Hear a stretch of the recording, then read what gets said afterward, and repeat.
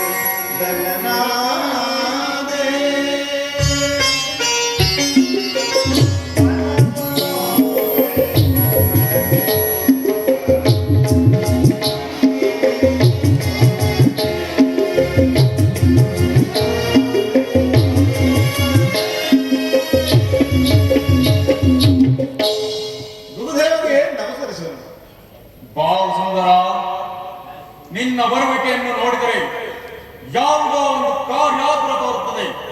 ಪ್ರಭುದೇವ, ಜನನೇ ದಾಸವನ್ನು ಬಿಡಿಸುವುದಕ್ಕಾಗಿ ಗುರುಪಂತನು ಮಹೇಂದ್ರನಿಂದ ಅಮೃತ ಕಳಸವನ್ನು ತೆಗೆದುಕೊಂಡು ಹೋಗುವ ಸಂಭ್ರಮವು ನನಗಾಯಿತು ಈ ಸುಖದಲ್ಲಿ. ವಸುಂಧರ, ಪ್ರಭುದೇವ, ಆದಾನ ಅಮೃತವನ್ನು ತೆಗೆದುಕೊಂಡು ಹೋಗುವ ಕಾರಣದಲ್ಲಿ ನೀ ನಿರತರಾಗಿರುವೆ. ಮಹಾತ್ಮನೇ, ನಾಳಿನ ಸತ್ಯನಾರಾಯಣ ಮಹೋತ್ಸವಕ್ಕೆ ನಾರಾಯಣನು ಶಿವನಾಮ ಸುಧಾತ್ಮ ಒಂದು ಅಮೃತ ಗುಣವನ್ನು ತರುವನು. ಅದನ್ನು ಸೇವಿಸಲಿಕ್ಕೆ ಹೋಗುತ್ತಿರು. ಈ ವಿಷಯ ತಮಗೆ ತಿಳಿದೇ ಪ್ರಭುದೇವ.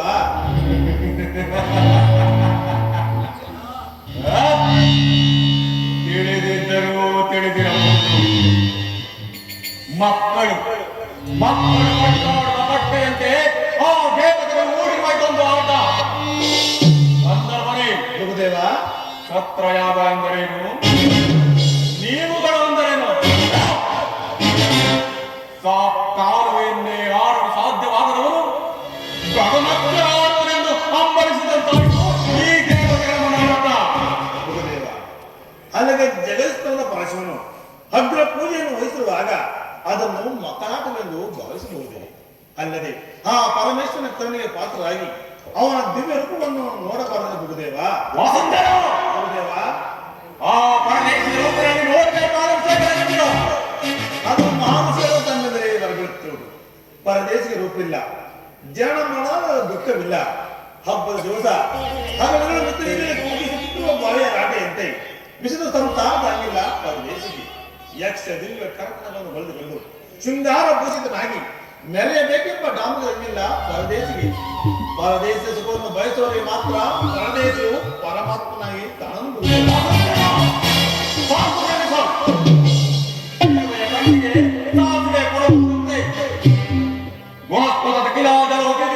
ಕಣ್ಣಿಗೆ ಮಹಾಸಮುದ್ರವಾದಂತೆ ನಿನಗೆ ಮಹಾತ್ಮ ನನಗಲ್ಲ.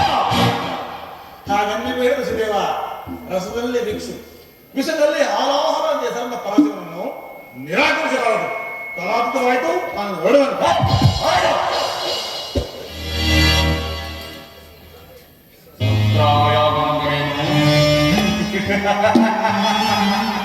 ದೇವತೆಗಳು ಅಂದರೇನು?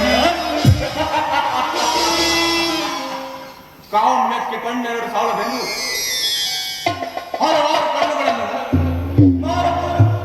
ಧರಿಸಿರುವನು ಆ ಪರಮೇಶ್ವರನು. ಬೆರೆಯ ಮರೆಯಲ್ಲಿದೆ ಕರುಮರೆಯಂತೆ ಎಳೆದಿರುವ ತೀರ ಸಮುದ್ರದಲ್ಲಿ ಯಾವಾಗಲೂ ಜಡತ್ವದಿಂದ ಮಲಗಿರುವನು ಆ ವಿಷ್ಣು. ಇವರುಗಳು ಸತ್ರಾಯಾಮ ಕಾರ್ಯದಲ್ಲಿ ಭಾಗವಹಿಸುವರಂತೆ.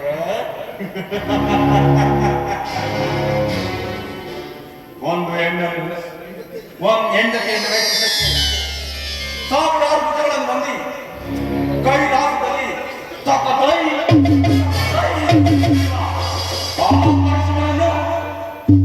ಅಗ್ರ ಪೂಜೆಗೆ ಕರೆದುಕೊಂಡು ಬರುವರಂತೆ. ಆ ಪರಶುವನಿಗೆ ಹಣೆಯಲ್ಲಿ ಕಣ್ಣುಂಟು, ನನಗೆ ನನ್ನ ಪಾಪದಲ್ಲಿ ಕಣ್ಣುಂಟು. ಆದ್ದರಿಂದ ಆ ಪರಶುವನು ನನಗೆ ಸರಿಸಬಾರದು. ಹೋದರಲ್ಲಿಯೂ ನನಗೆ ಹೆಚ್ಚಿನ ಅಧಿಕಾರ ಉಂಟು.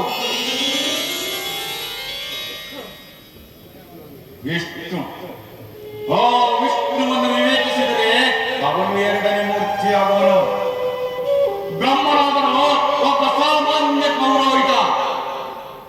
ತಕ್ಷಣೇ ನನಗೆ ಮೊದಲಾದ ಶಿಷ್ಯರು. ಅವನೇನಾದರೂ ಅಲ್ಲಿಗೆ ಹೊರಟರೆ ನನಗೂ ಸಮಯ ಉಂಟು.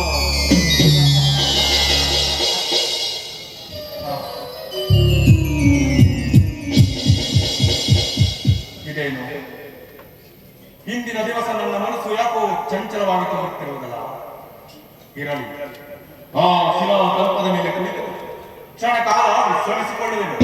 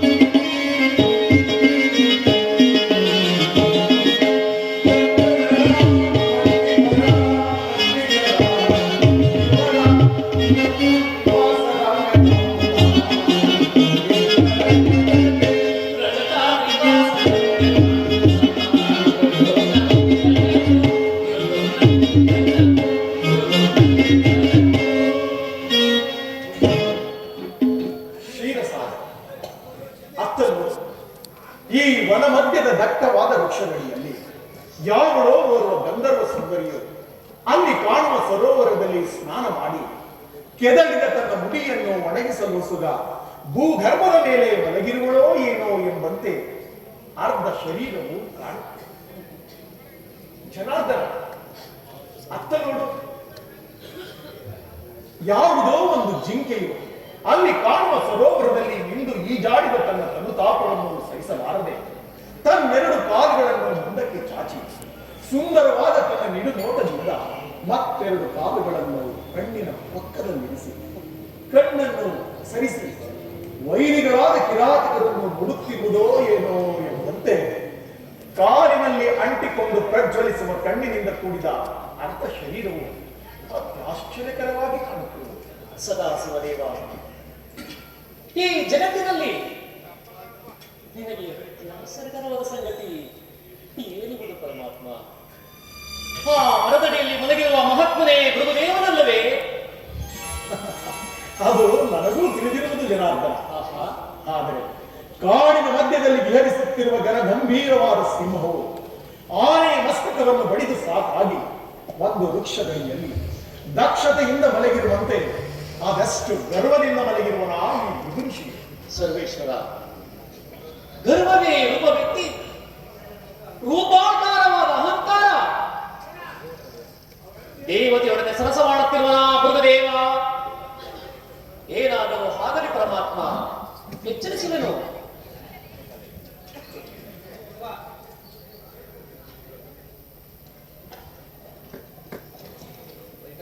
ಎಚ್ಚರವಾಯಿತೇ ಭೃಗುದೇವ?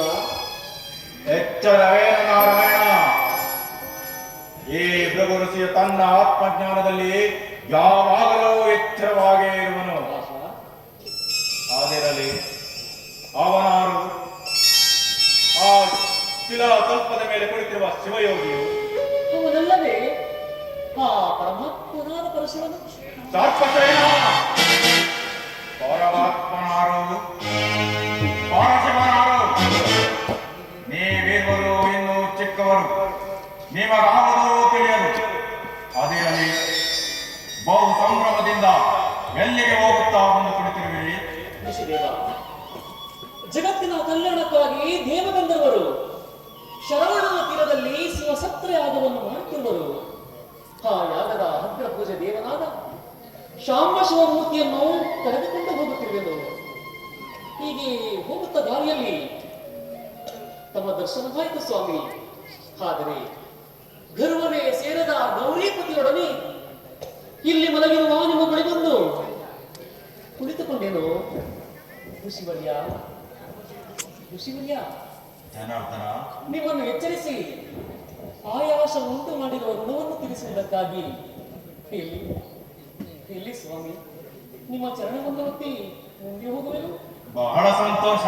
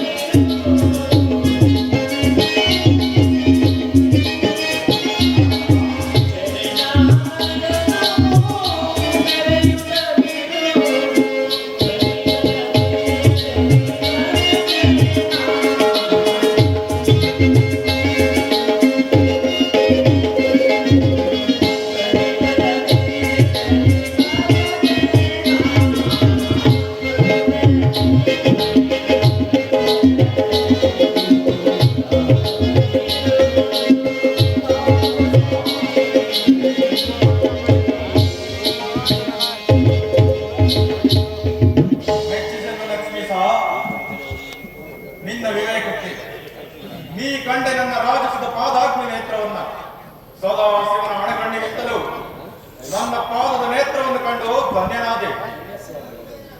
ಅದಿರಲಿ ಎಲೆ ಸದಾ ಶಿವಮೂರ್ತಿ, ನೀನೇಕೆ ಮೌನವಾಗಿ ಕುಳಿತಿರುವೆ?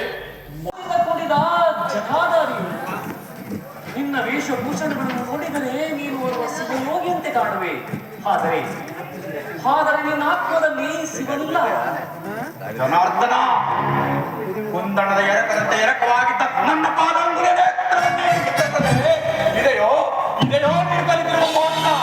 ಮೋಸವಲ್ಲ, ಕೃಷಿ ಓರ್ವನ ಅಹಂಕಾರವನ್ನು ಕಿತ್ತಿಸಿದು ಅವನಿಗೆ ಉಪಕಾರವನ್ನು ಕಲ್ಪಿಸಿದ ಕಾರ್ಯವು ಮೋಸವೇ? ಶಾಂತನಾಗು ನನ್ನ ದೇವ, ಶಾಂತನಾಗು. ನಿನಗಾದ ಪ್ರಾಶ್ಚಿತ್ಯದಿಂದ ನೀನೇಕೆ ಹಂಬಲಿಸುತ್ತಿರುವೆ? ಪ್ರಾಯಶ್ಚಿತ್ತ ಯಾರಿಂದ ಯಾರಿಗೆ ದ್ರೋಹಿ ಪ್ರಾಯಶ್ಚಿತ್ತ? ಇದು ದ್ರೋಹಿ ಮುನಿಗೆ ವಂಚನೆಯನ್ನು ಮಾಡಿದ ವಿಘಾತ. ಇದು ಯಾವ ಮಹಾತ್ಮ ಋಷಿಯು ತನ್ನ ಮಹತ್ವಾಕಾಂಕ್ಷೆಯನ್ನು ಈಡೇರಿಸಿಕೊಳ್ಳಲು ಒಂದು ಉಗ್ರವಾದ ಧರ್ಮವನ್ನು ಧರಿಸಿದನು. ಈ ಗುರುದೇವನ ಕೋಪಾಗ್ನಿ ಯಜ್ಞಿ ಭಾಗಕ್ಕೆ ನೀವೆಲ್ಲರೂ ಅವಿರ್ಭಾಗ. ಈಗ ಮೇಘ ಚಾಮನಾಗಿ ಅಷ್ಟವಸುಗಳಿಗೆ ದೇವನಾಗಿ ಅಷ್ಟಲಕ್ಷ್ಮಿಯರಿಂದ ಸ್ವಾಮಿಸುತ್ತಿರುವ ನೀನು ಭೂಲೋಕದ ಯೋನಿಗಳಲ್ಲಿ ಜನ್ಮವೆತ್ತು. ಇದೇ ಈ ಮೃಗುದೇವನ ಅನೇಕ ತಪಸ್ಸಿನ ಅತ್ಯಗ್ರವಾದ ಶಾಪ. ಅತ್ಯಗ್ರವಾದ ಶಾಪ. ಪರಶಿವನ ದಯೆಯು ಎನಗಿರುತ್ತದೆ.